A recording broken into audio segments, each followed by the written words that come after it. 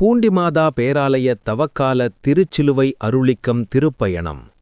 தஞ்சை மாவட்டம் திரக்காட்டுப்பள்ளி அருகே உள்ள மைக்கேல்பட்டி புனித அதிதூதர் ஆலயத்திலிருந்து தவக்காலத்தின் 6ஆம் வெள்ளியை முன்னிட்டு வெள்ளிக்கிழமை மாலை பூண்டிமாதா பேராலயத்தை நோக்கி திருச்சிலுவை அருளிக்க திருப்பயணம் நடைபெற்றது. திருக்காட்டுப்பள்ளி அருகே உள்ள பூண்டிமாதா பேராலயத்தில் இயேசு கிறிஸ்து சிலுவையில் அறையப்பட்ட மரத்தின் சிறு பகுதி புனித திருச்சிலுவை அருளிக்கமாக இறைமக்கள் வழிபட வைக்கப்பட்டுள்ளது.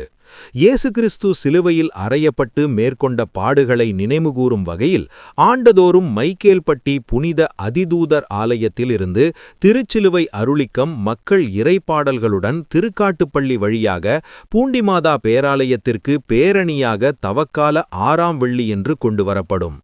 நிகழாண்டு தவக்கால திருச்சிலுவை திருப்பயணத்தை வெள்ளிக்கிழமை மாலை புனிதப்படுத்தி குடந்தை மறைமாவட்ட ஆயர் ஜீவானந்தம் அமலநாதன் துவக்கி வைத்தார்.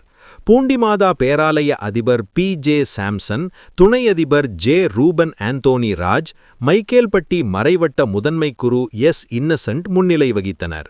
சுற்றுவட்ட பங்கு தந்தையர்கள் மற்றும் மறைவட்ட மக்கள் திரளாக கலந்து கொண்டனர்.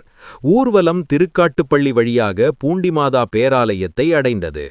இரவு பூண்டிமாதா பேராலயத்தில் சிறப்பு திருப்பலி பூசை மேதகு குடந்தை ஆயர் ஜீவானந்தம் அமலநாதன் தலைமையில் நடைபெற்றது. இதில் பேராலய அதிபரும் பங்கு தந்தையுமான பி.ஜே. சாம்சன், துணை அதிபர் ஜே. ரூபன் ஆந்தோனி ராஜ், பூண்டிமாதா தியானமய இயக்குனர் எஸ். ஆல்பர்ட் சேவியர், உதவி தந்தைகள் எஸ். அருள் லாரன்ஸ், எம். செல்வகுமார், ஆன்மீக தந்தை பி. ஜோசப் மற்றும் ஏராளமான கிறிஸ்துவ மக்கள் கலந்து கொண்டனர். பின்னர் திருச்சிலுவை பாதை நிகழ்ச்சி நடைபெற்றது. இதில் ஏராளமான கிறிஸ்துவர்கள் கலந்து கொண்டனர். படவிளக்கம்.